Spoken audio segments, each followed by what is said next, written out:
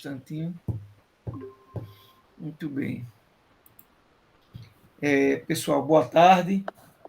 Vamos retomar o nosso estudo, né? Na aula passada a gente ainda viu sobre o diodo LED, a gente retoma a partir daí para frente, né? Então, o diodo LED, ele é um diodo especial. Ele não é feito nem de silício, nem de germânio. Ele é feito normalmente de arsenieto de galho, arseneto, acho que é arseneto, acho que é arsenieto de índio e outros compostos semicondutores. Isso significa que entre os terminais deles não tem mais os 0,7 volts que a gente observava num diodo de silício, por exemplo, ou 0,3 volts no É isso diodo de mesmo, professor. germânio. Arsenieto, é isso mesmo. Eu pesquisei aqui. Então, a gente aqui, essa tensão, ela vai depender da cor. Por exemplo, se for vermelho, varia entre 1,8 e 2 volts para uma corrente de 20 miliamperes. Se for amarelo, também, laranja, também, verde, vai um pouco mais além, chega até 2 volts e meio, e azul de 2,5 para 3 é mais elevado. E o LED branco. O LED branco, né, ele, na verdade, ele não foi nada fácil de ser desenvolvido. E a pessoa que desenvolveu o LED branco, ela ganhou o prêmio Nobel só porque desenvolveu o LED branco. Na verdade, ele desenvolveu, digamos assim, toda a teoria, tudo que havia por trás, a tecnologia, para poder se produzir um LED branco. Né?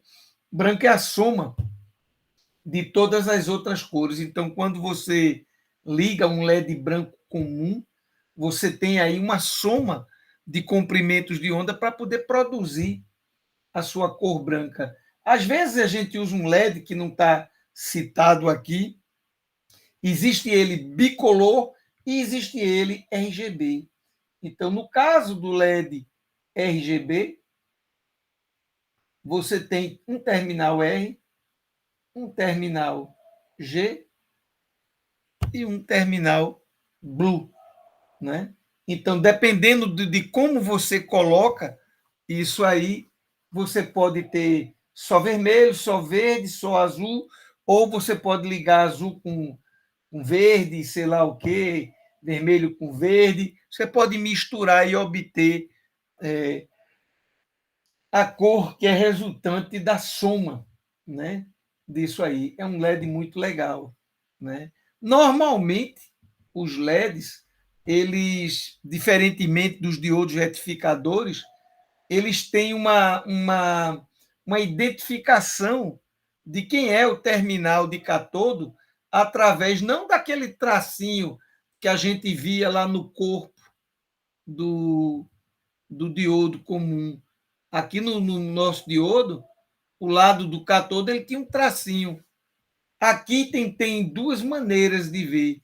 Quando você vira ele de cabeça para baixo, você tem um lado que é chanfrado. Então, o terminal que está saindo próximo a esse lado chanfrado é o catodo. O outro terminal é o anodo. Né? Uma outra maneira que a indústria encontrou para lhe mostrar quem é o catodo e quem é o anodo é através do comprimento, né, dos terminais.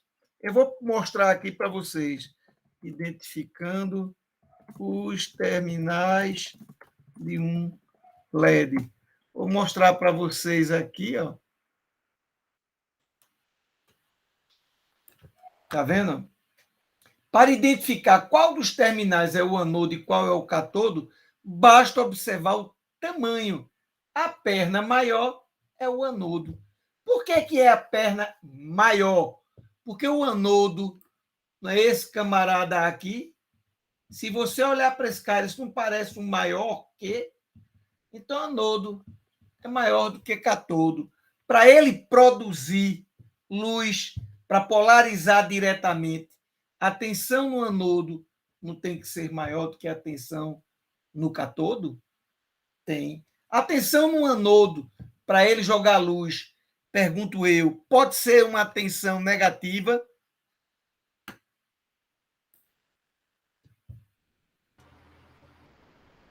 Sim ou não? Essa Como é que. tensão Desculpa, aqui no desculpa. anodo, Se ele tiver diretamente polarizado, funciona. Tensão é tensão. certo? Mas eu estou lhe perguntando, a tensão no anodo pode ser uma quantidade de volts menor do que zero, tipo menos 1 volt, menos 2 volts, pode ser? A sua resposta está correta, mas eu vou insistir um pouco mais para ver se eu chamo a atenção. A resposta é sim, desde que VAK seja um número positivo. Isso. Então, se você botar aqui menos 2 e botar aqui menos 1,8, menos 3,8 volts, está tudo certo. Esse camarada aqui está mais negativo do que esse. Ou dito de outro jeito, esse está mais positivo do que o outro. Perfeito. Não, porque tem aluno que às vezes diz, não, mas a tensão aqui é negativa, esse cara não vai acender. Calma, calminha aí. Né? Pode acender sim. Você usou a palavra mais importante que tem nessa história toda. Tensão relativa. Isso é o que vale para determinar isso que a gente está falando. Deixa eu limpar aqui essa história toda. Ok? Bom, então quando a gente quer dimensionar o resistor de limitação de corrente de um LED, a gente primeiro precisa saber qual é a cor do LED. Então, digamos que ele diga que é um LED verde. Né? Esse LED aqui, digamos que seja um LED verde. Aí você olha lá na tabela, verde, verde, entre 2 e 2,5. Né? 2,5 seria, digamos, a maior tensão entre os terminais dele. Né? Opa, perdão.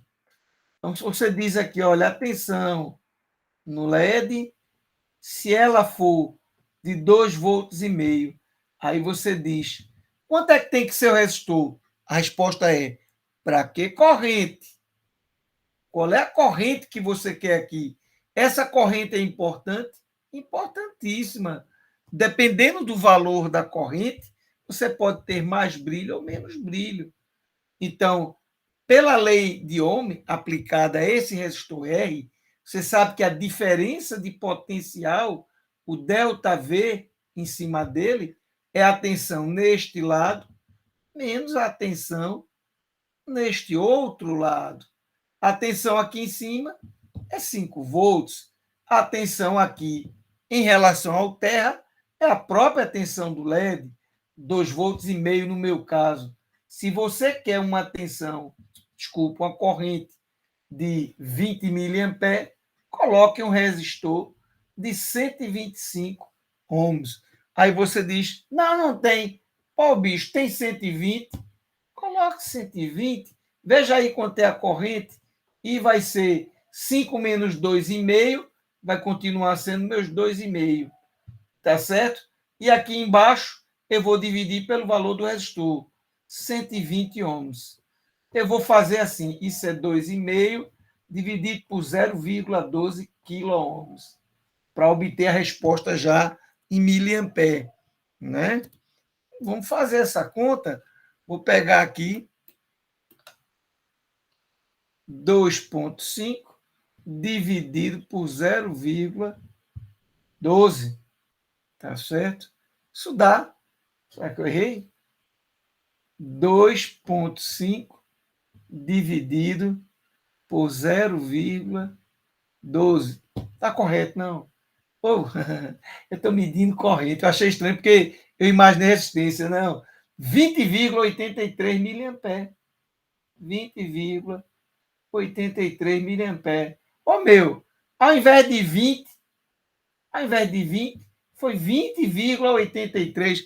Algum problema? Essa diferença não vai mudar praticamente nada o brilho do teu LED. porque a gente tem Faça, miliampere, né? hein? É porque a gente tem miliampere, então bem É, essa variação aí nem machuca. mas porque normalmente a corrente do LED, quando a gente põe um LED, a corrente é pequena mesmo.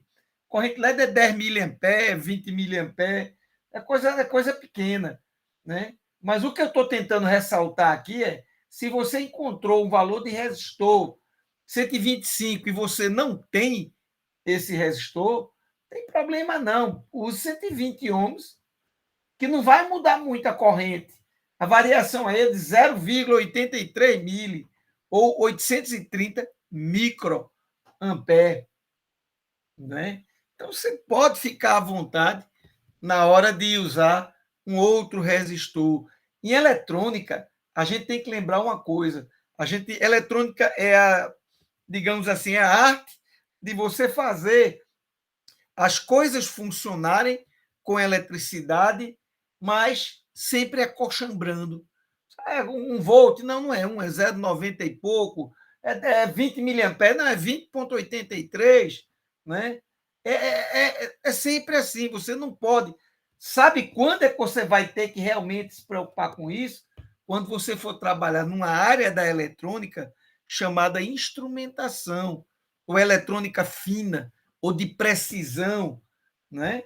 Eu trabalhei num projeto de um equipamentozinho simples, que ele dava passo de 200 nanômetros. É muito pouco, bicho. Isso aqui é 0,2 micron. É muito pouco. É muito pouco mesmo. Tanto é que a gente, para conferir que ele estava dando 200 nanômetros, a gente mandava um certo número de passos grande para poder ver, depois dividir pela quantidade e ver se ele estava fazendo isso. Houve um tempo que a gente fez uma experiência legal. A gente pegou luz, a gente fez difração, se eu não me engano, né, com cristal, envolvendo o cara, que ele dava um passo, porque aí tem aquele efeito de franjas. A gente botou um anteparo, a gente botou aqui um anteparo, né? E aí tinha um sistema que estava ligado a ele. Aí aparecia aqui um certo número de franjas. Quando a gente dava o passo, aí isso mudava. Aí a gente calculava, tinha uma equação lá que a gente usava para saber qual foi o deslocamento para poder produzir esse efeito de franjas que a gente estava querendo, né? Era muito, muito interessante, né? E a gente conferiu lá, dava realmente 200 ou nanômetros, desculpe. Um outro equipamento que a gente vai ver, né, sendo usado nos nossos instrumentos da eletrônica, mas vai ver pouco, vai ver muito não, vai ver muito pouco. É o chamado transformador. Esse cara a gente usa muito, né, usava muito, quando a gente fazia o projeto de fonte de alimentação. Mas a gente está falando de domótica, cara. Quando a gente está falando de domótica, é óbvio que o nosso coração é um microcontrolador. Então, eu já tenho ali uma fonte e ninguém vai projetar fonte nenhuma. Mas, como a gente está procurando dar uma noção de eletrônica, uma noção geral de eletrônica, a gente vai abordar muito assim por cima, né? Comendo pelas bordas, né? Então, você tem, por exemplo, um transformador, por exemplo, como esse aqui, que pode ser abaixador ou elevador. Então, por exemplo, aqui é a tensão no primário, por exemplo, e aqui eu pego no secundário. Se eu fizer isso, esse transformador pode ser um transformador abaixador. Se eu olhar pelo lado contrário, ele vira um elevador.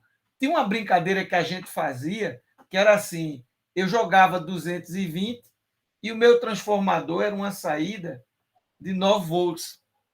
Aí eu jogava aqui 220 volts, né, nesse lado de cá, né, ele vai ampliar pelo mesmo fator. Deixa eu ver aqui, pegar 220 dividido por 9. 220 dividido por 9 é 24 vezes. Então, se eu injetar aqui 220 volts, o que eu vou obter aí, do outro lado, é 5.377 volts. Né? É uma tensão muito alta. E isso a gente utilizava, porque às vezes, dependendo do que a gente estava fazendo, eu precisava realmente de tensões elevadíssimas com correntes baixinhas, né? Para trabalhar na parte de plasma, qualquer coisa por aí, para fazer teste de rigidez dielétrica, por exemplo. Né? Aí a gente faz isso, não. Quer fazer um elevador? Inverte o teu transformador. Quando eu jogo daqui para cá, não aumenta de 9 para 220. Se você jogar 220 aqui, você tem 5.000 volts, velho, no outro lado. Então você tem que tomar mais cuidado na hora que você for manusear. Não é porque você vai morrer, não, porque é 5.000 volts, não. Né? Você tem que ver, é uma tensão muito alta, é uma tensão super alta. Né? Mas qual é a potência desse transformador? Em outras palavras, qual é a capacidade de corrente que eu tenho? Se ela for bem pequenininha, né? Então não tem problema. Né? Mas se tiver capacidade de corrente, basta você ter pouco mais, menos de 100 miliamperes, já lhe mata. Se passar pelo músculo cardíaco, ele provoca uma desfibrilação. Não é brinquedo, não. Um outro transformador muito usado pelo pessoal que projeta fontes lineares, né, é o chamado transformador com derivação central. Por exemplo, eu entro aqui com 220 volts e saio aqui com 12 mais 12. 9 mais 9, 15 mais 15. Né? Então, eu posso também fazer isso. Né? A gente, às vezes, precisa de um transformador como esse para fazer a gente chama de uma retificação em ponte. Né? A gente usa um transformador com derivação central. Em ponte, não, desculpe. Em ponte, a gente usa transformador simples. Desculpe. A gente usa derivação central, a gente usa quando a gente quer usar só 2 diodos. Esse aqui é o famoso ponte. Pronto. Esse aqui é uma ponte. Esse aqui não, eu boto um diodo aqui e acabou a brincadeira. E aqui eu ponho, sei lá, o meu capacitor de filtro. Eu uso só 2 diodos. Então, enquanto aqui eu estou usando 2 diodos, aqui eu uso 4. Então, o transformador aqui, ele não precisa ter essa derivação central, mas esse aqui precisa. E essa derivação central é jogada no terra. Mas isso aí não é importante para a gente, não. Né?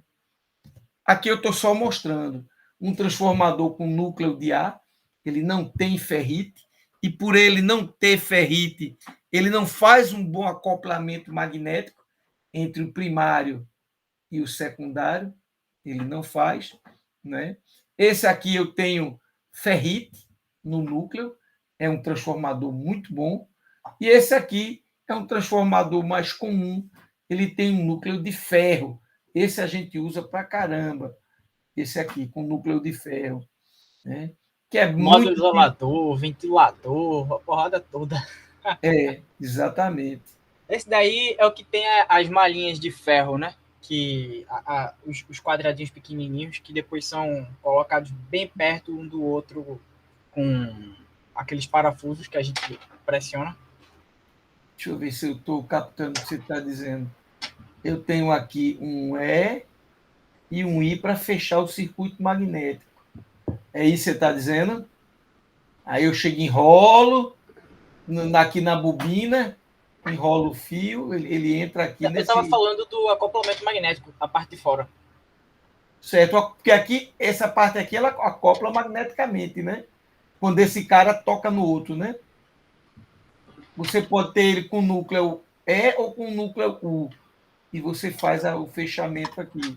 Eu não estou entendendo muito bem qual é a sua colocação.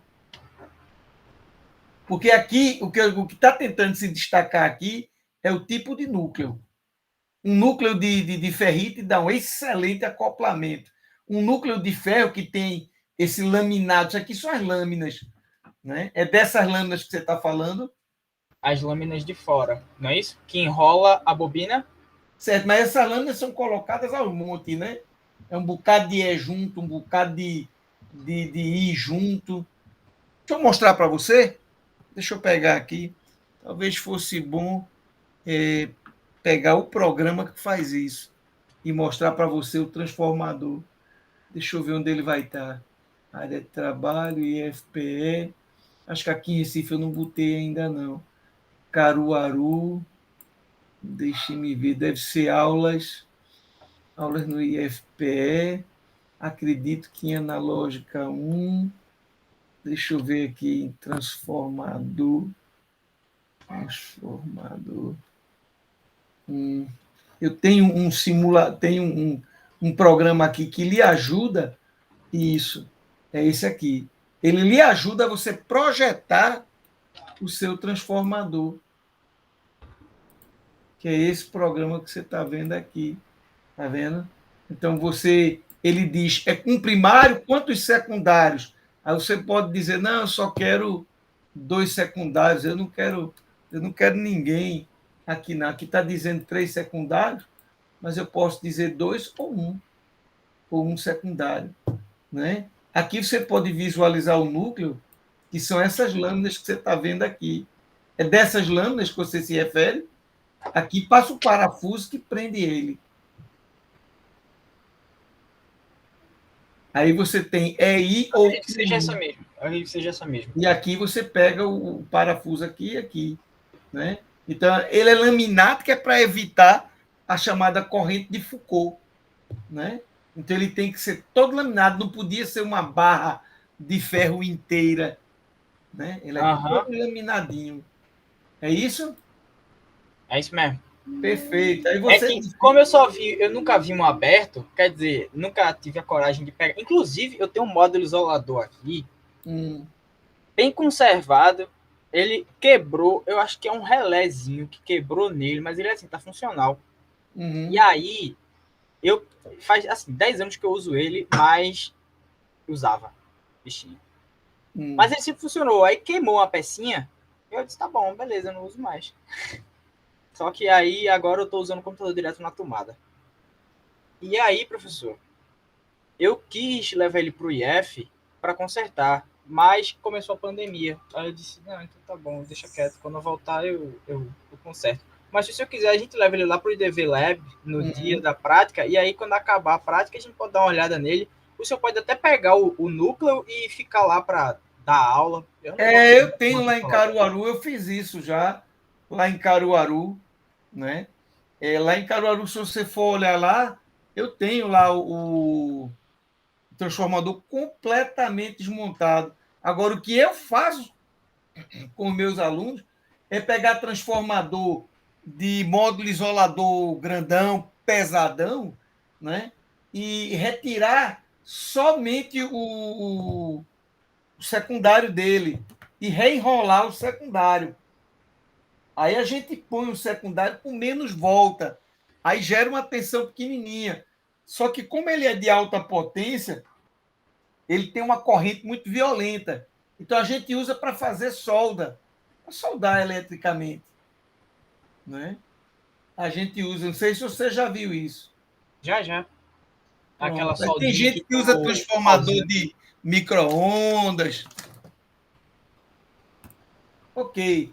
Então esses são os famosos transformadores que eu quero crer a gente praticamente não deve trabalhar com isso, né? Mas já que a gente está tendo um treinamento em eletrônica, né?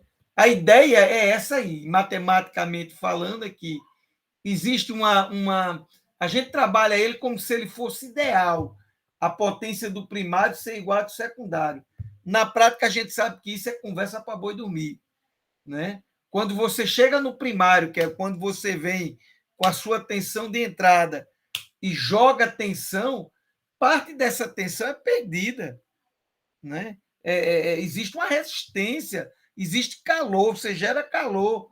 Então, a potência que chega de fato ao secundário sempre é menor, né? Mas supondo que ele fosse ideal, né? Isso aqui é o caso ideal, isso aqui. Aí o que a gente diz é, qual é a potência do primário? Bom, a gente sabe que potência é tensão vezes corrente. Qual é a potência do secundário? Tensão do secundário vezes corrente. Então, se as potências são iguais, a gente chega a essa conclusão. E daqui, a gente chega que a relação entre as tensões VP e VS, VP está para VS, assim como IS está para IP. E existe uma outra relação, que é essa aqui, que diz que VP está para VS, assim como o número de espiras do primário está para o número de espiras de secundário. Ou seja, quanto mais espiras tem o primário, maior é a tensão no primário. Quer ver?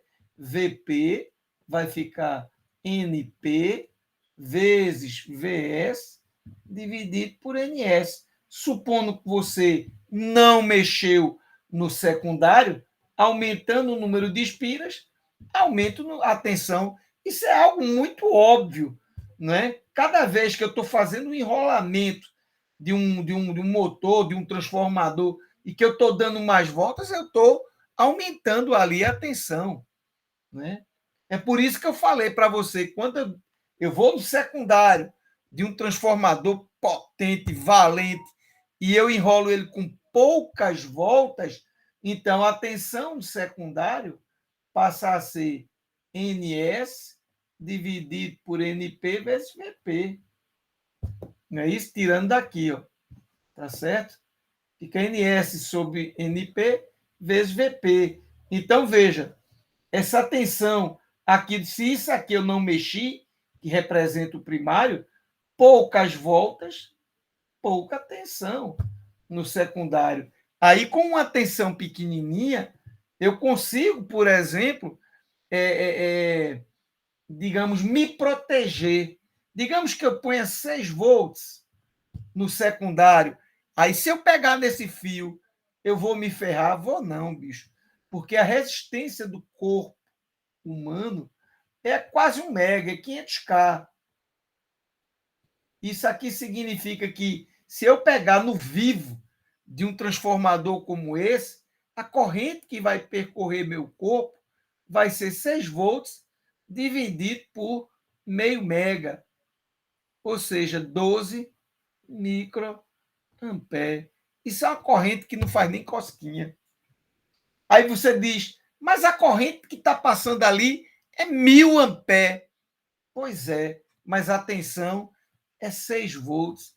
E esses 6 volts dividido pela resistência do meu corpo implica em 12 microampere. Então é por isso que o cara, quando está lá soldando a grade, que ele põe um no outro e que ele vem aqui com o eletrodo e vem aqui com a máquina e que ele toca, faz bzz, bzz, bzz. Se você olhar a medição da corrente, lá em Caruaru, o equipamento que a gente fez passou dos 1000 amperes.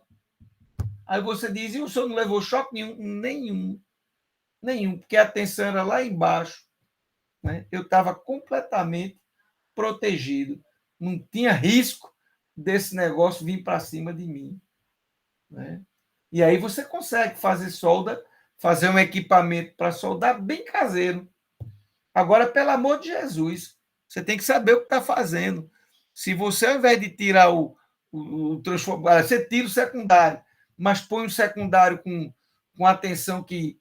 Tem gente que bota 15 volts, eu já acho arriscado. Eu já acho arriscado. Mas tem gente que sobe essa tensão. Né? Que realmente, se ele botar aqui 12, 2 vezes 6 dá 12, essa corrente aqui vai passar para 24 microamperes. Né? Não dá para sentir grande coisa, não. Né? Então, tem gente que põe 15, 20, põe uma tensãozinha maior para não, digamos assim, a corrente aqui vai aumentar mais, mas a qualidade da solda melhora um pouco. Né? A corrente que vai passar, chamada corrente de curto-circuito, quando você vier aqui assim, ó, é algo assim. Ó. Você vem com um lado aqui, outro lado aqui. E isso está vindo aqui do secundário desse transformador. O primário dele está do lado de cá. Tá certo? É quando você dá-lhe o curto aqui, A corrente que vai passar por aqui vai ser uma corrente lá em cima, mas muito alta mesmo, né? Ok? A potência é altíssima, né? Vai ser realmente uma corrente, que a resistência aqui vai ficar na faixa de um homem, dois homens, negócio muito pequeno, né? O que importa é que esse camarada aqui, existe uma relação de corrente entre eles, tá certo? Então você vai ter uma corrente aqui no secundário que vai vir mesmo valente, né? Corrente no secundário, você pode passar esse termo para cá, tá certo? Então vai sair uma corrente aí realmente bastante elevada, né? Aqui no primário você vai estar com seus 220, aqui você vai estar, sei lá, bota 10 volts, né? 22 vezes essa corrente que tem aí no seu primário, né? É a corrente que vai vir aqui. E isso está relacionado com a relação de espiras, né? Você tem que olhar, cadê? Eita, que já complicou, foi tudo, está aqui no meio, né? Deixa eu limpar isso aí. Espera aí. Bom, mas isso é algo que a gente também não vai utilizar. Bom, esse camarada aqui, a gente pode encontrar um circuitinho ou outro, né? Esse é o chamado retificador, especialmente se tiver uma fonte que a gente tenha que mexer, mas acho difícil. Esse diodo, ele vai trabalhar ora na região direta, ora na polarização reversa. Quando esse potencial for mais positivo do que esse, ou seja, durante o ciclo, o semiciclo positivo, esse cara vai funcionar como uma chave fechada. E aí todo esse sinal aqui, esse todo bem entre aspas, passa para a tua saída. Quando chegar o semiciclo negativo, ele vai ficar reversamente polarizado. Portanto, chave aberta, portanto, nada. Então, nesse ponto V0, o que você vai ter é um sinal desse tipo. A gente diz que isso aí, o sinal está retificado em meia onda, né? Veja que o período e a frequência do sinal retificado é o mesmo período e frequência do sinal original. O período é o mesmo, é esse tempo aqui. Ele não muda nada. Existe uma outra retificação, chamada retificação em onda completa, onde você vai diminuir o período pela metade e, portanto, a frequência da saída vai dobrar. E isso é bom, isso é muito bom. Isso é tão bom que depois o pessoal resolveu fazer fontes, ao invés de trabalhar com 60 Hz, que é o caso aqui, ou 120 Hz, no caso de onda completa, o pessoal resolveu trabalhar, sei lá, em 100 kHz. Frequências altíssimas. Agora, para você trabalhar com esse tipo de frequência, aí a história é um pouquinho diferente. O pulo do gato implica em meio mundo de outras coisas, né? Não dá, Tem não que é. shieldar, né, professor? Oi? Tem que shieldar, né? E não é só isso, não. É que, às vezes, tem coisas boas. Jogou em alta frequência, aí você diz os indutores podem ser pequenininhos, os elementos reativos fica tudo pequenininho. É por isso que você pega uma fonte chaveada e põe no bolso da sua camisa. Uma fonte linear, você não vai pôr no seu bolso? Nunca. Ela vai pesar mais de 1 quilo, com toda certeza. Que nem dá. Nem dá, esse detalhe, né? Enquanto meu carregador de celular, eu coloco, tranquilo. Tranquilo, oxente. Você bota até o seu, o meu e o de Andresa junto. Bota no Perfeito. bolso, se couber na camisa, tá lá. Agora, esse aqui, ó, ele não precisa de uma derivação central, esse transformador. Esse Tá aí eu vendo? fiz. Hein? Esse aí eu fiz. Esse aí é um ponte. É um retificador em onda completa Sim. Ponte, né? Então aqui vai ter um sinal que é assim, ó, tom, tom, tom. Meu professor, ele me deu, eu estava fazendo uma ponte retificadora dessa, ele me deu diodo Zener para a gente usar. Eu queimei uns 4. Quem era o professor? Ah, ele era do IF, é porque só tinha esse diodo, porque parece que ele esqueceu de pedir. Ele Zina não esqueceu vai de aguentar pedir tensão o filial. reversa. E não, eu coloquei ele diretamente. Polarizado. Eu não sei, eu Sim, sabia que o Zener mas fazia. esse diodo aqui, ele tem um momento de tensão reversa. E quando ele tiver reversamento, toda a tensão do transformador vai estar em cima dele. Ele se lasca. É por isso que a gente bota um N4007. O N4007 suporta uma tensão reversa de 1000 volts. Ô, Aí professor, tu vai vir com o diodo Zener, que é um carinha que está aqui em 6, alguma coisa volt. Né? Diodo Zener, a curva é diferente. Diodo retificador é lá na casa de Pantanha. É aqui, na região. Todo o grande problema desses diodos são duas coisas que você tem que observar. Corrente. Pinóia. Corrente direta, por exemplo, o N4007, 1 ampere. Não dá mais do que isso. E tensão reversa.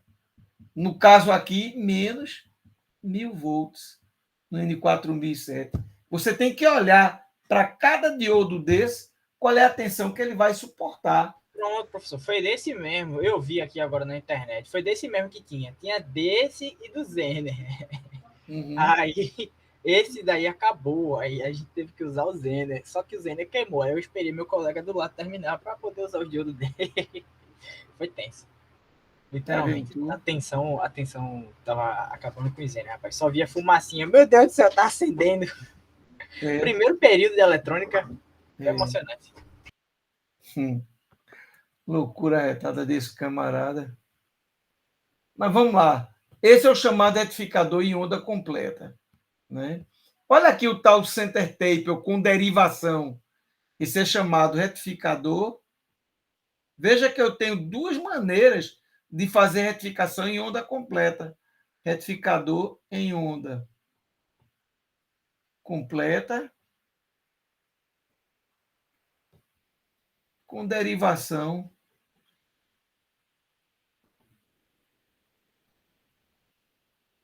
central. Então, se aqui esse diodo é D1 e esse diodo é D2, aqui na saída é também assim. Só que aqui é divido a D1, divido a D2, divido a D1, divido a D2, etc. Somente um diodo conduz por vez, tá certo? E cada diodo desse, ele tem uma corrente direta e uma tensão reversa que ele tem que suportar.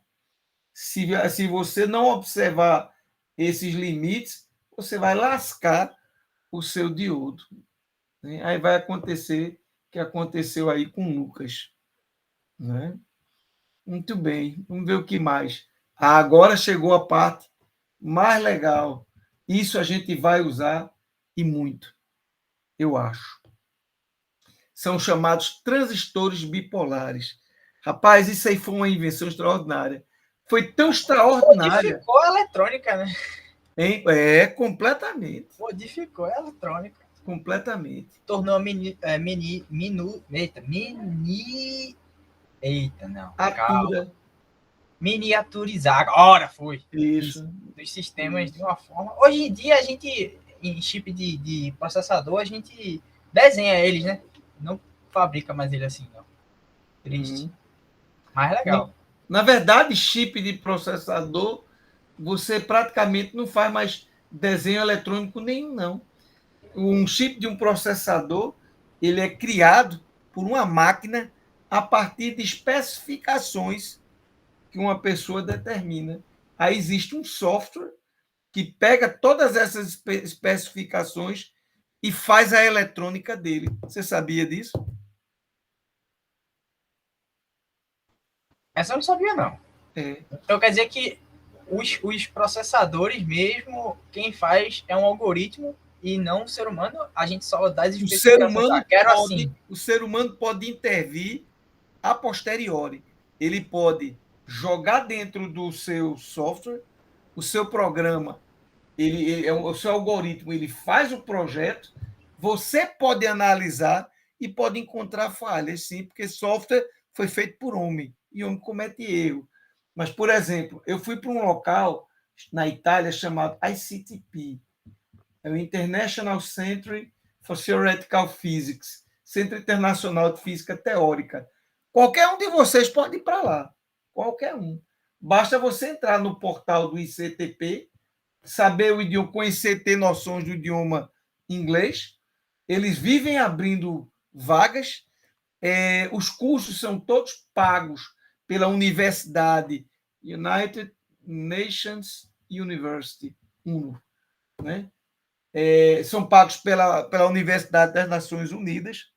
Você vai-se embora para lá, para a Itália, ele paga sua passagem de ida, paga sua passagem de volta, lhe arruma uma estadia, um local para você ficar, e você ainda recebe uma diária.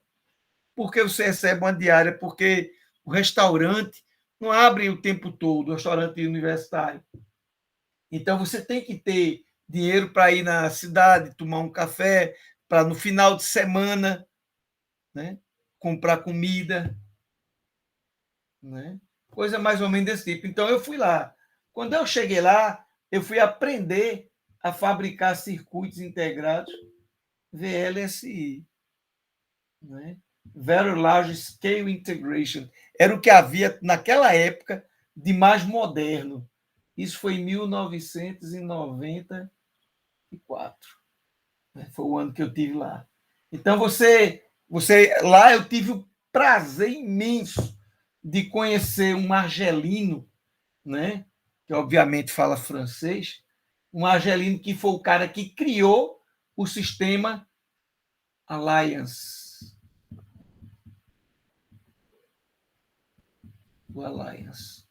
O Alliance era um programa, era um sistema, né? Um software violentíssimo. Você entrava nele, você dizia como... Você usava uma linguagem chamada Hardware Description Language. Era isso, HDL. Você fazia sua descrição do seu circuito em HDL. Está aí onde o homem entra, né? Você usava alguma coisa de HDL e tal, você dizia, olha, eu quero um circuito integrado, ele vai ter tantos terminais, tal terminal é não conectado, tal terminal é de alimentação, tal terminal é de terra, esse terminal se relaciona com aquele desse jeito. Você determinava isso. Você estabelecia a relação, a maneira como ele ia trabalhar, né? Aí depois você apertava um botão. Vou brincar aqui. Got it. Obtenha, né? Faça. E ele fazia, e depois você dizia, pronto, e agora? Agora você pega esse arquivo e manda lá para a fábrica e manda eles fazerem o seu circuito integrado, né? Era muito massa. Era muito, muito, muito, muito, muito massa. Pena que eu fui lá, aprendi, acho que me saí muito bem, obrigado, no curso. Mas depois eu volto para o Brasil e o Brasil está na Idade Média, né? O Brasil não tinha a menor noção do que é VLSI. Havia um cara chamado João Antônio Zufo. Você já deve ter ouvido falar nele. Acho que ele é da Unicamp. Ele tinha uma revistinha de eletrônica chamada Professor Zufo. Era Saber Eletrônico, uma coisa assim, né? Eu tenho o livro dele aqui. Tenho ele aqui. Está aqui na minha cara. Circuitos integrados em média escala e em larga escala. Agora, está aqui, pronto. Vou abrir aqui a câmera para você ver. Veja se você consegue ver esse camarada. Estão vendo aí? Sim, sim. Agora fica. O nome dele está aqui em cima. É um azulzinho bem ruim de ver mesmo. Antônio Zufo, pronto, dá para ver. Ele fica invertido para você também? Não. É porque para mim, eu olho aqui, eu estou olhando, eu estou vendo tudo ao contrário.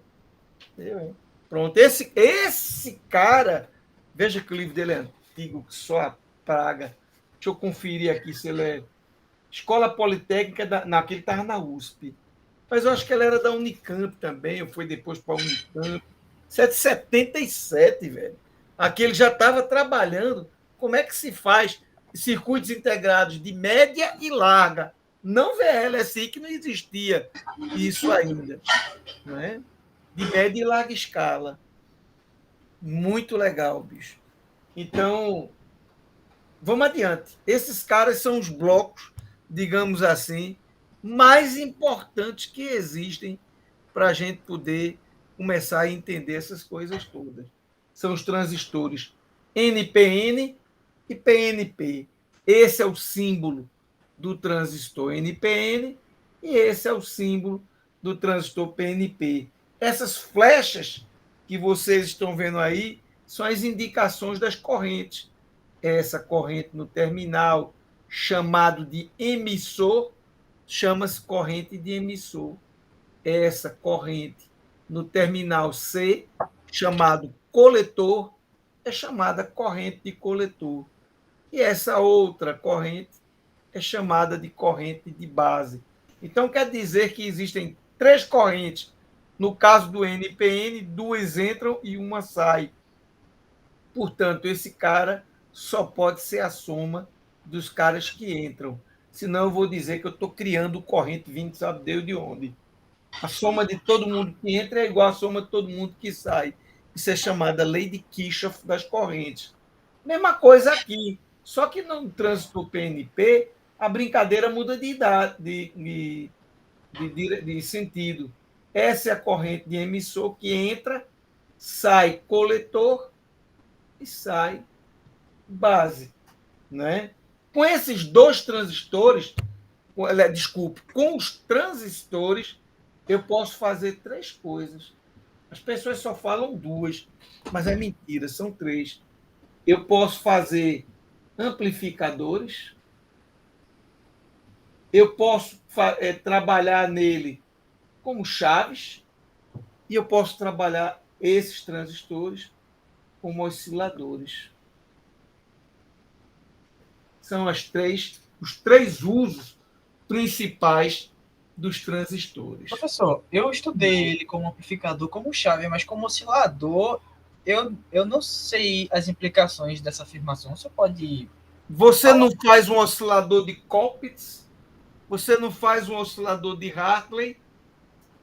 O seu elemento aqui é o elemento ativo.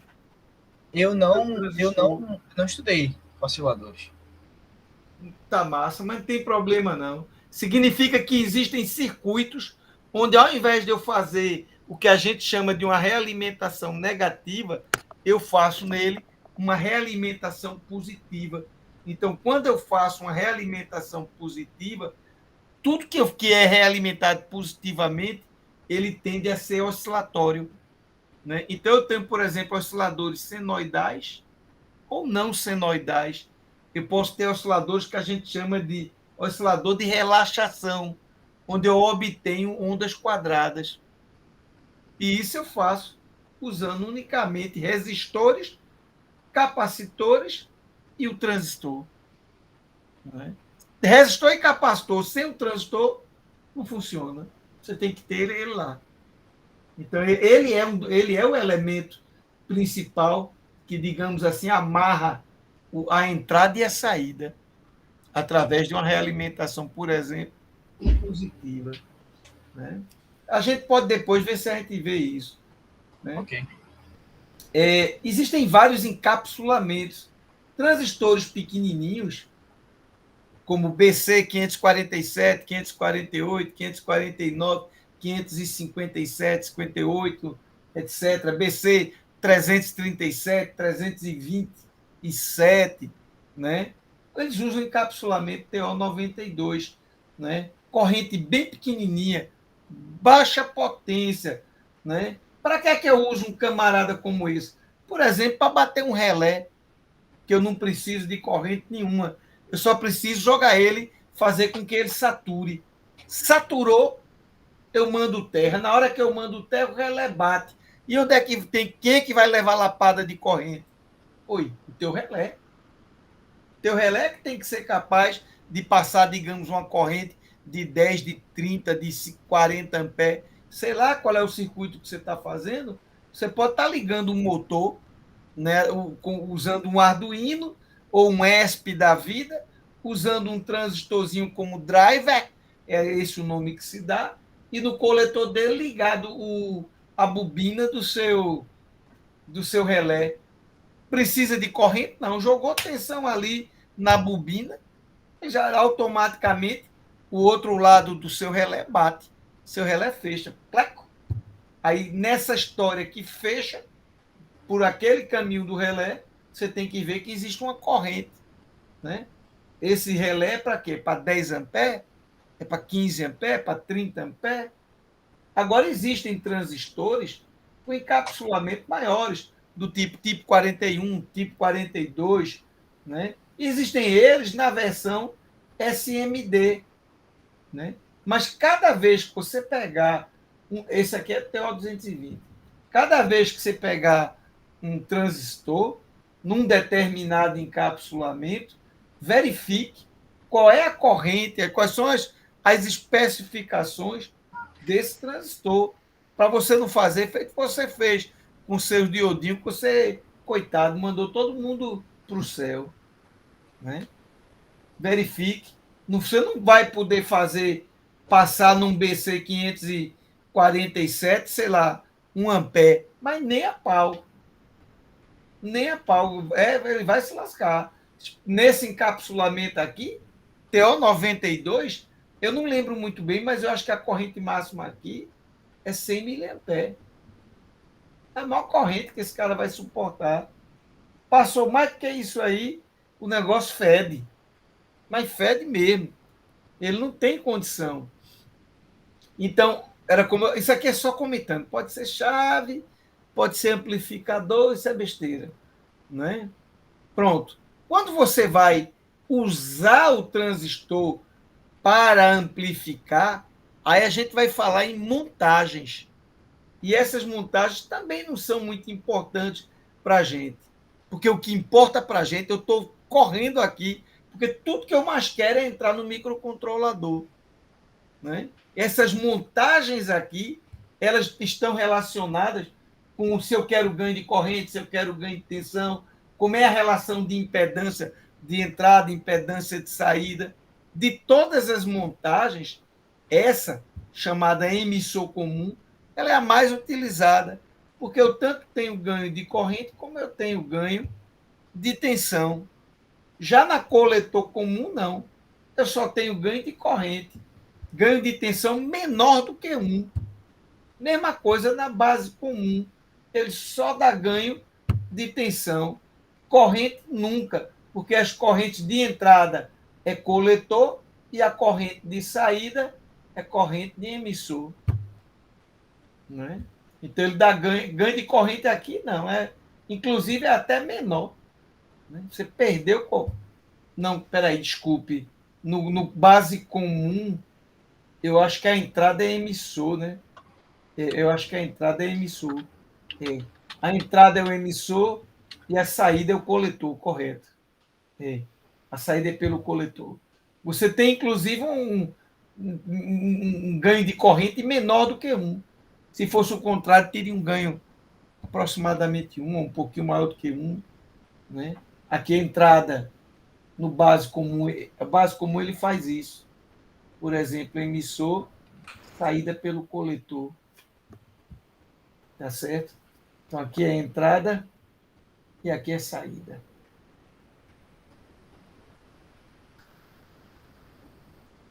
Ok. A gente vai usar isso? Aí não. A gente não vai trabalhar construindo amplificadores transistorizados. Se eu precisar fazer um amplificador, eu jamais vou apelar para um amplificador usando um transistorzinho desse. Eu vou pegar um circuito integrado, um TDA da vida, que vai me dar um ganho de potência bastante considerável, né? Eu só tenho que pegar ele e botar alguns circuitos ali ao seu redor e está tudo certo. Qualquer amplificadorzinho que você pegue, quer ver? Deixa eu pegar aqui. Vou botar aqui, amplificador. Professor, já tem chip já que já vem pronto, né? Principalmente se for de áudio, já vem pronto. Só vem um chip, você coloca ele, bota a entrada de áudio em um lugar, o negativo em outro, a fonte de energia em outro, e já sai pronto para mandar bala. Pois é. Então, ninguém vai fazer mais isso usando um transistorzinho aqui, um TDA 7266, né? Tá vendo aqui, ó? Uns R$19. No AliExpress isso aí é tipo R$5. Eu já olhei uns amplificadores de áudio de 2 canais. Mas ele tinha até mais e vinha até com. Inclusive era um amplificador a bobina. A bobina não, desculpa. A válvula. Eu tava querendo montar uns caixinha massa de som aqui. Eu vou válvula, no colocar um caso, você válvulado. é show de bola para não ter distorção, né? É muito bom para colocar a guitarra aqui bem alta. Vou colocar. Isso. Só que aí eu vi um transistorizado bem bonito. Inclusive ele tinha um dissipador rochedo em cima dele. Aí, esse aí é interessante também, mais barato. Perfeito. Então, veja, deixa eu só voltar para cá. Em termos de modelo, para você testar um transistor, qual é a mais boba do mundo? Você pega aqui o seu multímetro, bota seu multímetro na escala de diodo. Bota ele aqui na escala de diodo. Então, se eu botar, por exemplo, a ponteira vermelha aqui, vermelha, ficou uma merda. Deixa eu apagar esse meu vermelho, que está parecendo mais um M.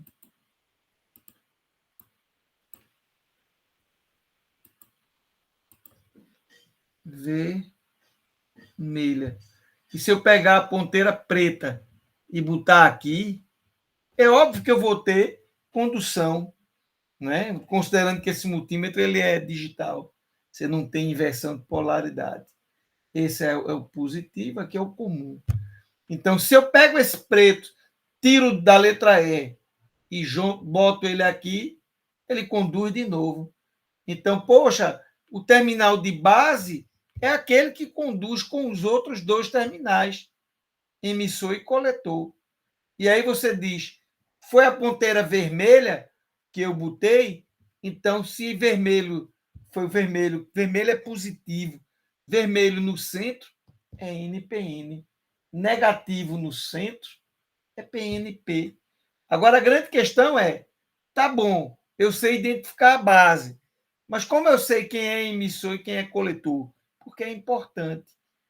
Para identificar quem é emissor e quem é coletor, o emissor ele é mais dopado. Então, significa que a tensão vai dar, a tensão aqui na junção, digamos assim, eu vou chamar V diodo, desse diodinho aqui, ela é maior no emissor do que a tensão de diodo no coletor. Então, você vai obter. Hoje, no laboratório, foi engraçado. Me trouxeram um multímetro bem vagabundo. Aí, o multímetro mediu 0,65 da base para o emissor. Eu disse, agora meça da base para o coletor 0,65. Aí você me complica. Eu não tenho como saber quem é emissor e quem é coletor desse jeito, porque esse seu multímetro que trouxeram só está me dando 2 casas. Em geral, eles dão 3 ou 4 casas. Aí você vê a diferença acontecendo para cá, né? Mas geralmente seria 0,653, por exemplo. O outro, 0,657. Opa, esse aqui é o emissor. Né?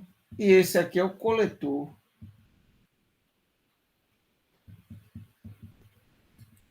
Ok? O coletor tem uma tensãozinha menor. Tudo que eu digo para o NPN serve para o PNP. Só que tudo inverte. A direção das correntes, tudo inverte. Lembre-se, corrente sempre é assim. Ó. Corrente aqui, junta e faz isso. Tá certo? Sempre ao contrário. Ok? Enquanto ali é o contrário. Que você tem corrente para cá, corrente de elementos positivos, né? Então, aqui, se você olhar direitinho no NPN, a corrente que a gente põe, ela é ao contrário, né?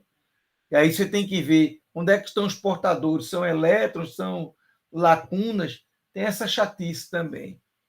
Que mais? Ah, tá. Aqui a gente vai refletir sobre o uso do transistor como chave. Aí a gente colocou aí uma situação problema. Considere a seguinte situação: você deseja automatizar o sistema de controle de abastecimento de água de uma caixa d'água. Assim, você comprou dois sensores de nível. Um vai definir o nível mínimo de água, quantidade mínima, e o outro vai definir o nível máximo. Quando o nível, quando o nível estiver no mínimo, a bomba se liga. Quando estiver no máximo, o segundo sensor é quem vai indicar, você desliga a bomba. Então a situação, o problema é muito simples. Está aqui minha caixa, um sensor de nível aqui, outro aqui. Se eu vejo que já está chegando no mínimo, eu digo: ei, bomba, ligue. Aí a água começa a encher. Quando chegar aqui, eu digo: ei, bomba, pare, senão vai transbordar. Né? Então, como é que eu resolvo isso? É simples. Né? Eu vou usar um transistorzinho, um transistinho, como dizia um conhecido meu. Um transistor desse, ele não chamava de transistor, não. Isso é um transistinho, um BC548B, um resistor, um relé, um diodo e um Arduino Nano. Podia ser um ESP, pode ser um MSP400, um microcontrolador, Ô, absolutamente professor, qualquer e os um. sensores? Eu esqueci. Vou botar aqui sensor de nível. Poderia ser De... uma boia elétrica, né? Poderia, poderia. Aí vamos lá. Seria assim, olha como é bobo. Aqui está teu microcontrolador. Um cara que diz, que informa ao Arduino, estou no nível baixo, é verdade. Ou então, estou no nível alto, é verdade. Quando ele diz para mim, estou no nível baixo, o Arduino diz, está em zero, opa, joga nível lógico alto. Esse resistor que está aí, ele é calculado de tal maneira que a corrente de base seja maior do que a corrente que precisa para saturar. Eu costumo brincar e fazer assim. Eu nem me preocupo muito. Eu digo, isso aqui é 5 volts. Aqui eu sei quanto é a tensão de junção de um transistor desse, é em torno de 0,7. Então aí tem 4,3. Aí eu ponho um resistor de mesmo valor, significa uma corrente de 1 miliampere. Eu ponho aí, por exemplo, um resistor de 4K7. Significa que a corrente de base é perto de 1 miliampere. Amigo, corrente de base de 1 miliampere num sistema desse é uma baita de uma corrente. É muita coisa. Muito provavelmente esse cara vai para saturação bonitinho. Né? Senão você vai lá para o lápis, para o papel, ou para o datasheet desse camarada aqui e verificar como é que é a saturação dele. Saturar significa ele entrar em curto. Coletor com emissor. Olha que legal, isso é a bobina do relé. Já estava recebendo 12 volts. Chegou o terra aqui embaixo. Ele funciona. Ele funciona, a chave bate. A fase que estava aqui saiu. Isso aqui, digamos, é a entrada. E aqui é o continuando. Aí a chave chegou no motor. Como ele já estava ligado no neutro, né? Tá lá fase neutro, não estava funcionando porque eu tinha neutro, mas não tinha fase, porque a chave estava aberta. Na hora que chegou o motor, pá, começa a funcionar e você começa a tocar água lá para a tua caixa. Começa a cair água lá. Tá certo? Quando esse outro camarada disser, opa, aqui você faz isso, né? Tá tocando a água. Quando esse camarada disser, chegou no nível alto, você baixa aqui. Na hora que você baixa, esse transistor para de funcionar. Ele entra numa região chamada de corte. Aí esse terra deixa de existir, você tem VCC, mas não tem terra. Aí acontece um fenômeno interessante, né? O indutor, essa bobina, ele vai inverter a polaridade dele. Ele vai transformar isso aqui em negativo e isso em positivo, devido à lei de Lentz, né? Ele vai inverter no sentido de tentar manter, impedir que esse campo caia. Ele não quer que esse campo aí diminua o valor dele, né? Aí ele faz essa inversãozinha. Então, você põe um diodo polarizado desse jeito, porque esse diodo com essa polaridade aqui, esse diodo vai estar diretamente polarizado. Chave fechada. Em outras palavras, eu estou dando um curto entre os terminais da bobina, descarregando completamente a energia, que é 1 meio de Li ao quadrado. Eu tiro essa energia todinha, eu descarrego. Aí pronto, está tudo certo. Não é bom que fique carregado. Eu podia dizer, não vou usar nenhum diodo, não. É bom, viu? É bom. Na hora que você ficar chaveando, né, que você cortar novamente, se você precisar ligar de novo logo em seguida, você pode ter uma sobretensão. Isso pode lascar meio mundo de gente, né? Não vai machucar teu motor, nada disso, não. Pode danificar esse camarada aqui. Tá bom? Eu acho que só. Bem simples, com 2 sensores, Arduino, resistor, transistor, relé. Esse camarada aqui são relé. É um carinha mais ou menos, né? Assim.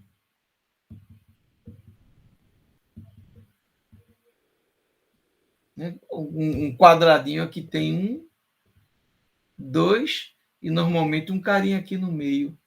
E lá tem 2 do outro lado. Então, como é que ele é ligado? Ele é assim. Ele tem aqui o terminal da bobina, pino 1, pino 2, que é esse cara e esse. Esse terminal central comum. Normalmente é assim, existe o comum, que ele pode ir para uma chave, para uma posição que a gente chama de normalmente fechada, né? Ele normalmente está em curto aqui. Quando ele é atuado, ele passa para outra posição, que é chamada de normalmente aberta.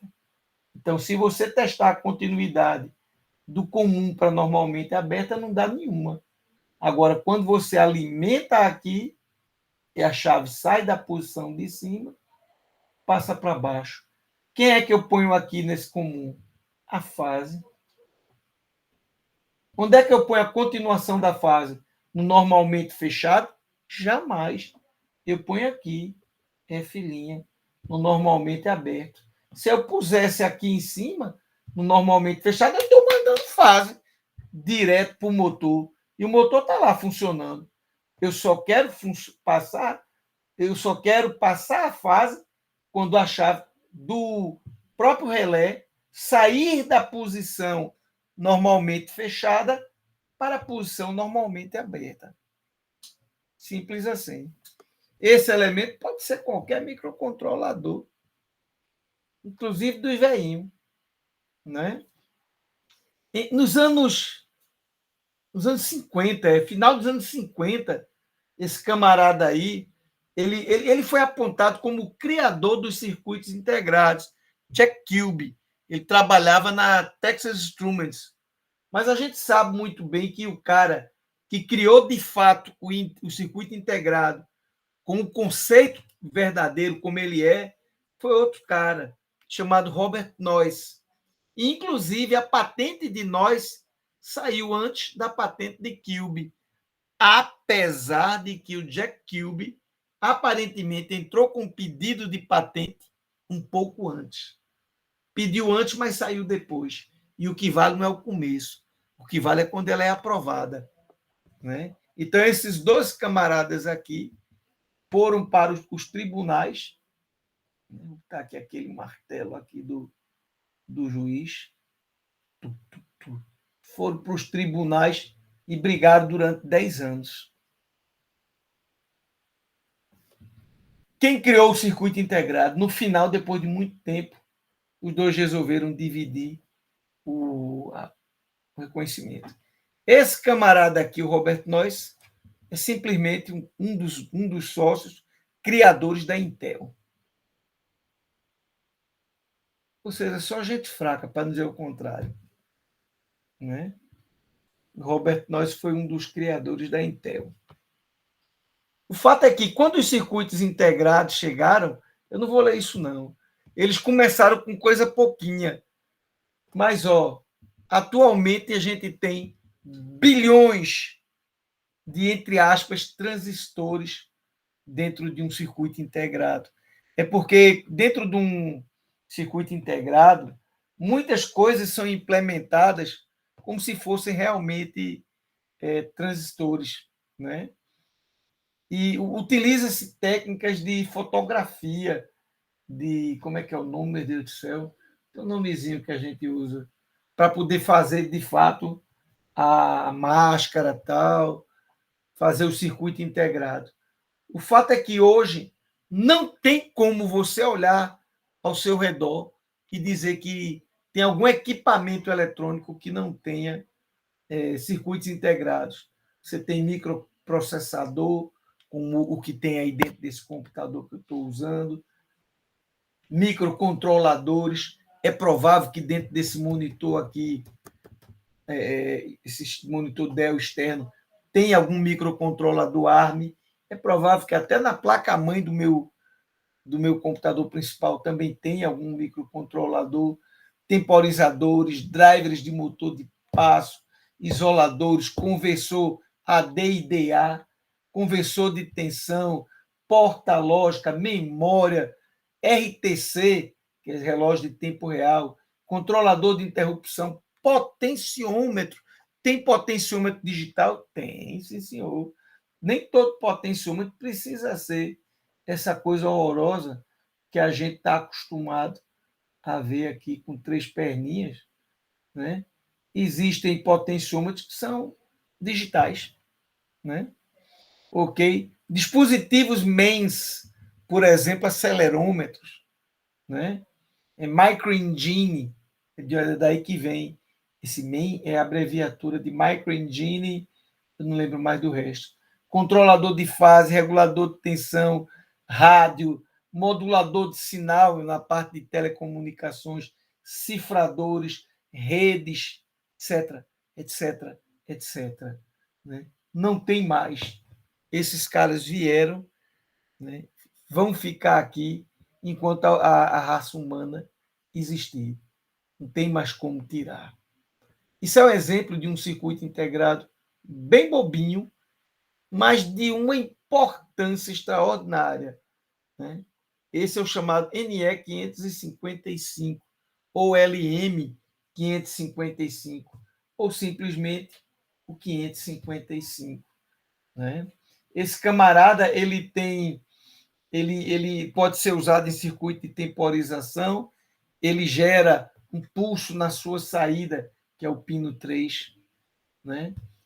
Quando você aperta um botão, ele gera ondas, como é que a gente chama, meu Deus, ondas quadradas.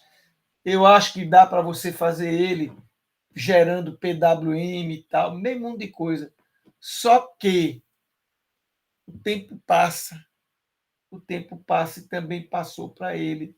Hoje em dia você tem muitas dessas funções perfeitamente implementáveis dentro de microcontroladores. Hoje não dá para você fugir. Para onde você olhar, você deve ver microcontroladores. Para onde você olhar, né? Não tem absolutamente como você pensar diferente. Poxa, estou vendo agora, a Andressa saiu, né? Estranho. Foi, saiu. Eu acho que a internet dela deve ter caído ou ela não pôde mais ficar ou falou isso. Pode ser por causa da hora. Ok, tudo bem. E a gente está terminando aqui esse assunto. Isso aqui é uma aplicação, é um monostável, né? Ele gera um pulso lá na saída, né? Isso aqui é um astável, né? Você liga ele, ele fica pulsando aqui. Isso aqui é a saída dele. Ele automaticamente já. Esse seria um oscilador? Esse é um oscilador. Ah, massa. Ah, então um oscilador é basicamente um gerador de um determinado sinal. Um oscilador é alguém que gera um sinal periódico. Pode ser uma onda Ah, quadrada. o clock. Isso. Uma onda senoidal. Você pode precisar de uma onda senoidal. Fui trollado todo esse tempo, jurando que era algo. Não, não. Não, É não tem clock. nada É de clock. especial, não. É clock. Isso, aqui, ó, a saída. Aqui, né? Então, a gente está completamente cercado por circuitos integrados.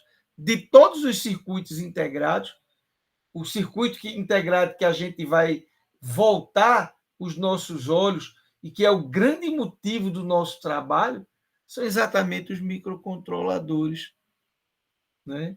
Os microcontroladores, eles são circuitos integrados programáveis.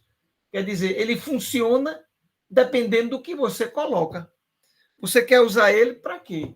Para controlar uma esteira de uma fábrica, para contar o número de produtos que está passando numa determinada linha de produção. Você quer fazer o quê? Você quer controlar a velocidade, a pressão, a vazão. O que é que você quer fazer com. Então, você tem dentro de um microcontrolador um monte de recursos de periféricos, a gente chama de periféricos. Você tem uma riqueza de periféricos que vai lhe ajudar, digamos assim, a tornar a sua solução compacta.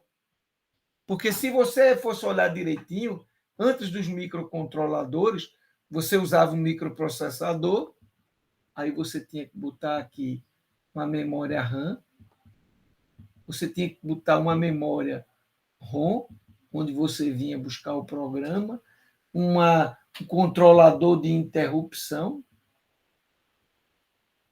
um cara para controlar a porta paralela, a gente chama de PPI, sei lá mais o que. Então, esse camarada aqui ele tinha que se comunicar aqui, através de um barramento, né, bidirecional, ele tinha que vir aqui, nesse camarada, passando o endereço, lendo desse camarada os dados que ele pediu, o controlador tem que estar para cá, esse cara tem que estar para cá.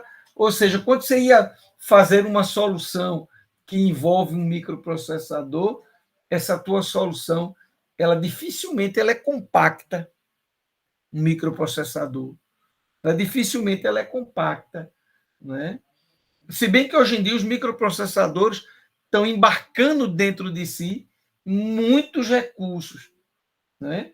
Mas ainda assim, frequentemente, eu preciso de mais e mais memória que eu vou acessar através de um esquema que a gente chama de paginação, né? Então você não dá o microcontrolador, a memória RAM dele, que é memória de rascunho, normalmente é o quê? 2K? 4K? Quanto é a memória de programa? 8K ou menos? Um negócio pequenininho, né? Aqui pode ser até 256 bytes, por exemplo, você pode ter de memória RAM. Vai depender do microcontrolador. Então, você tem microcontrolador para tudo quanto é gosto. Quando você fala em Arduino, você nunca pode dizer que você tem um microcontrolador, porque você não tem. Ali você tem uma plataforma de prototipação. É isso que os Arduinos são, né? O rapaz que criou o Arduino, deixa eu tentar lembrar o nome dele, não estou. Não estou bem lembrado. Né? Mas um rapaz que criou. Foram italianos. Foi italiano, foi um garoto, um rapaz. Criaram para moda. Eles eram da área aí, de design, era isso que eu ia dizer agora. Isso aí. Eu não sei o que lá, Máximo. Eu não lembro mais do nome dele, não. Não sei, fulano de o massa do Arduino foi que eles liberaram tudo, né? Liberaram tudo, só ficaram lucrando em cima dos chips mesmo, mas eles criaram uma boa comunidade de Arduino, porque eles liberaram os projetos. Ficou muito legal, achei isso muito legal mesmo. Foi por isso que o Arduino pessoa fazer. Foi por isso que ele botou o PIC no bolso. Porque enquanto o PIC ficou dependendo do seu fabricante, né? American Megatrends, acho que era esse o fabricante inicial do PIC. Inclusive, a minha BIOS é da American Megatrends. Pois é. Então, quando os PICs foram criados, você ficou muito amarrado. Tinha muita biblioteca? Tinha. A grande riqueza de você trabalhar com um microcontrolador é você ter libraries. É você ter libraries disponíveis. Biblioteca para trabalhar com LCD, biblioteca para o controlador de motor de passo, biblioteca para o sensor de umidade relativa, biblioteca para o sensor de luz, biblioteca para o jato que o carregue. Você tem biblioteca que só praga. Então, isso fez com que o pessoal de Arduino, incorporando a mesma ideia do pessoal do Linux, de uma plataforma livre, só que hardware livre. Enquanto o Linux trouxe o conceito de software livre, o Arduino trouxe o conceito de hardware livre. Ele lhe dá o esquema. Você quer o esquema? Está aqui, ó, tá vendo? Ó? Esse é o esquema do Arduino, está aí para você aproveitar e fazer. Né? É assim que funciona. Você pode fazer o seu Arduino? Pode. Aí isso deu margem a surgirem muitos Arduinos que não são originais.